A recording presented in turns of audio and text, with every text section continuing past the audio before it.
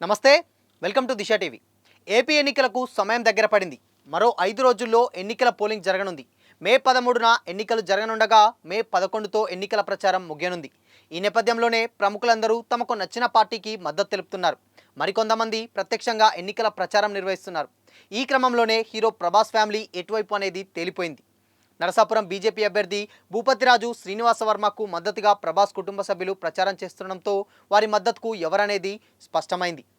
ఏపీలో అసెంబ్లీ ఎన్నికలకు పోలింగ్ దగ్గర పడుతుంది. మే 13న ఎన్నికలు జరగనున్నాయి.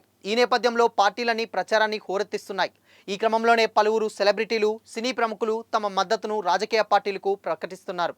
కొంతమంది ఆ పార్టీల తరపున ప్రచారం కూడా చేస్తున్నారు. ఈ క్రమంలోనే డార్లింగ్ ప్రభాస్ ఫ్యామిలీ ఎటువైపు ఉందనేది స్పష్టమైంది.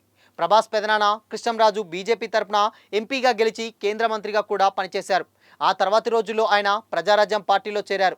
అయితే ఈ ఎన్నికల సమయంలో కూడా ప్రభాస్ కుటుంబ సభ్యులు బీజేపీ తరపునే పోటీ చేస్తారని ప్రచారం జరిగింది.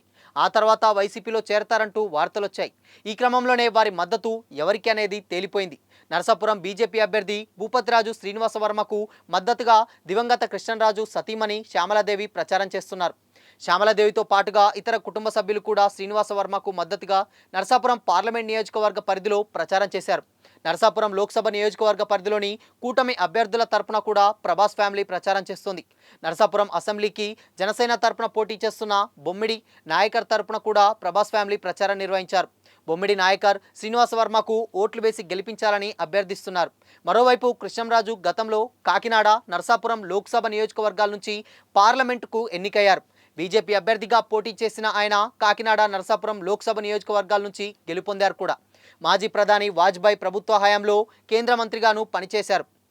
ఈ నేపథ్యంలో కాకినాడ, నరసాపురం లోక్సభ నియోజకవర్గాల్లో ఏదో ఒక చోట ఆయన సతీమణి శ్యామలాదేవిని వైసీపీ తరపున బరిలోకి దింపుతారని ప్రచారం జరిగింది. అయితే అటువైపు నుంచి ఆహ్వానం లేదో లేదా వీరే వెళ్లాలనుకోలేదో కానీ ప్రభాస్ ఫ్యామిలీ వైసీపీలో చేరతారన్న వార్తలకు ఫుల్ స్టాప్ పడింది. ఇప్పుడు ఎన్డీఏ అభ్యర్థుల తరపున ప్రచారం నిర్వహిస్తున్నారు. అయితే ప్రభాస్ ప్రమేయం లేకుండా వాళ్ళ ఫ్యామిలీ బీజేపీకి సపోర్ట్ చేయడం అనేది అందరికీ తెలిసిందే. అయితే కృష్ణంరాజు చనిపోయాక వాళ్ళ ఫ్యామిలీ బాగోగులను ప్రభాసే చూసుకుంటున్నాడని అందరికీ తెలుసు. కాబట్టి ఇక ప్రభాస్ సపోర్ట్ కూడా ఇండైరెక్ట్గా బీజేపీ పార్టీకి అని తేలిపోయింది.